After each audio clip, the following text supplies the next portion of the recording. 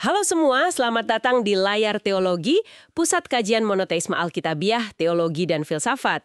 Hari ini kita akan menyelami sumber-sumber Anda tentang hakikat agama. Kita coba lihat ya, bagaimana agama itu bisa sebagai institusi bentukan manusia, tapi di sisi lain juga pengalaman batin yang personal banget. Kita coba bongkar deh kedua sisi ini. Ya, tepat sekali. Jadi, ada dua lensa penting nih dari materi Anda yang akan kita lihat.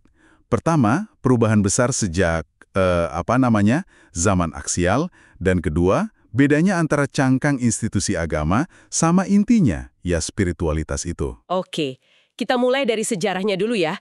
Sumber Anda kan menyoroti periode penting ini, zaman aksial, sekitar 800 sampai 200 sebelum Masehi. Istilahnya Karl Jaspers kan? Apa sih yang beda dari zaman ini dibanding sebelumnya? Nah, gini. Sebelum zaman aksial, itu agama-agama kuno, ya seperti yang Anda temukan di sumber, fokusnya itu lebih ke menjaga tatanan.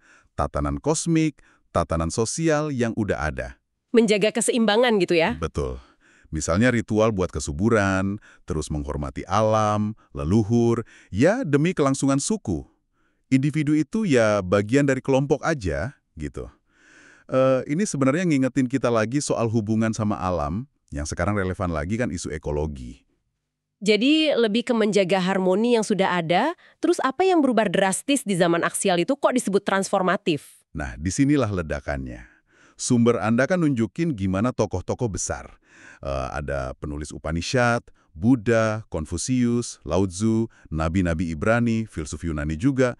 Mereka itu di tempat beda-beda, tapi gagasannya mirip. Muncul ide soal kemungkinan yang lebih baik secara radikal. Maksudnya gimana tuh kemungkinan lebih baik? Intinya, lahir gagasan kalau individu itu bisa loh secara personal mencapai pencerahan atau hubungan sama yang transenden. Nggak cuma lewat ritual bareng-bareng aja. Jadi, muncul kesadaran tanggung jawab moral pribadi, terus mulai ada kritik ke tradisi yang udah mapan. Wah, ini pergeseran besar ya. Dari cuma menjaga tatanan, jadi ada potensi transformasi individu, bahkan bisa universal gitu. Persis. Contohnya jelas kok, Buddha kan menolak kasta. Nabi Yesaya, dia kritik ketidakadilan sosial pakai nama Tuhan. Nabi Muhammad menentang politeisme di Arab waktu itu. Nah, ini semua percikan awal kesadaran global dan etika universal. Menarik sekali. Nah, sekarang kita bedah dua sisi mata uang agama yang juga ditekankan di sumber Anda. Ada aspek institusi, sama aspek spiritualitas atau mistisisme. Gimana bedanya nih? Oke, jadi aspek institusional tuh ya wujud luarnya lah. Ada kitab suci, ada struktur organisasinya, hierarki gitu. Terus ritual publik, aturan moral, kadang afiliasi politik juga. Doktrin, teologi. Jadi bentuk formalnya gitu ya, yang kelihatan dari luar. Iya, ini kan entitas sosial historis ya, dibentuk sama banyak pengaruh. Budaya, ekonomi, sejarah. Sisi positifnya, seperti disebut di sumber Anda, institusi ini bisa bikin masyarakat kompak, ngasih makna hidup, jadi inspirasi seni, bahkan bikin rumah sakit, universitas. Tapi seringkali citra institusi agama kan juga problematis. Sumber Anda nggak nutup mata soal ini kan? Oh, sama sekali nggak. Materi Anda juga nunjukin gimana institusi bisa jadi alat kontrol, kadang melanggengkan ketidakadilan.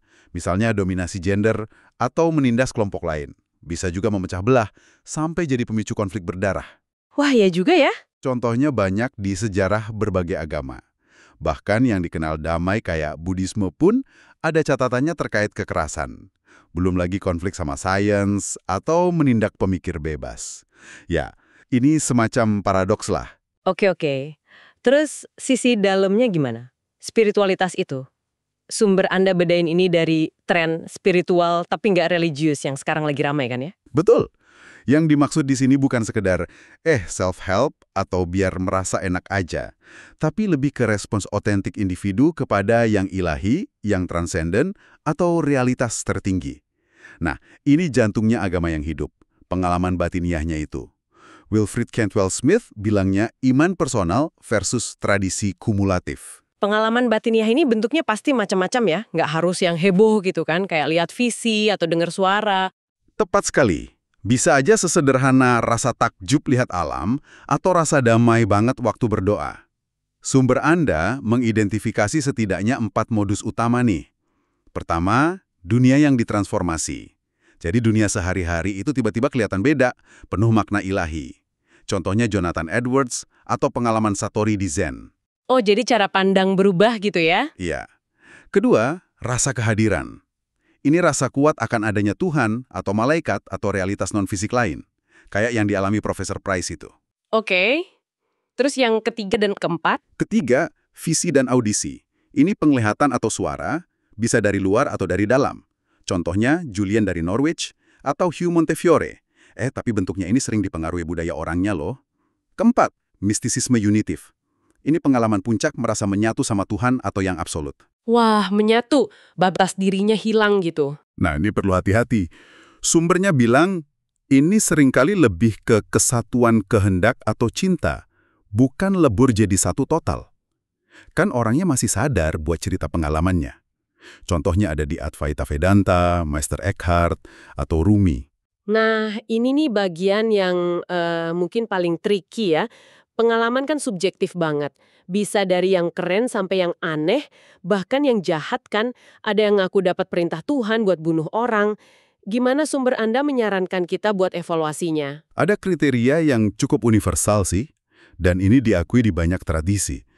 Diringkas bagus di Injil, dari buahnya lah kamu akan mengenal mereka. Jadi fokusnya bukan seheboh apa pengalamannya, tapi dampak nyata di hidup orang itu. Moral dan spiritualnya gimana? Jadi lihat hasilnya gitu ya? Apakah jadi orang yang lebih baik atau enggak? Betul. Apakah transformasi positifnya itu konsisten, bertahan lama? Contohnya, Saint Teresa dari Avila. Keaslian pengalaman mistiknya kelihatan dari perubahan karakternya jadi lebih rendah hati, penuh kasih.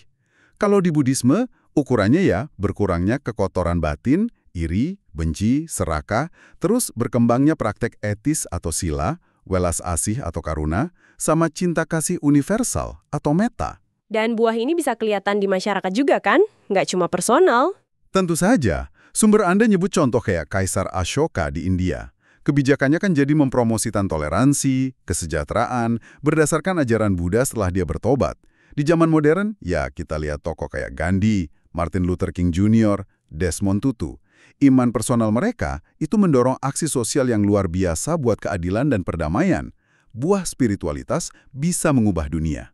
Oke, jadi kesimpulannya nih, dari sumber-sumber Anda, kalau mau paham agama itu ya harus lihat dua-duanya.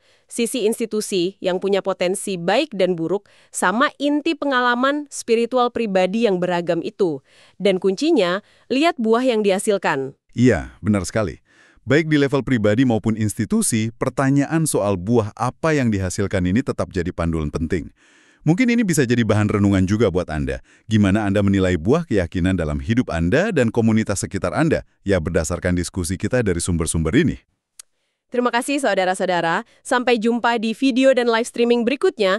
Tuhan Yesus memberkati kita semua.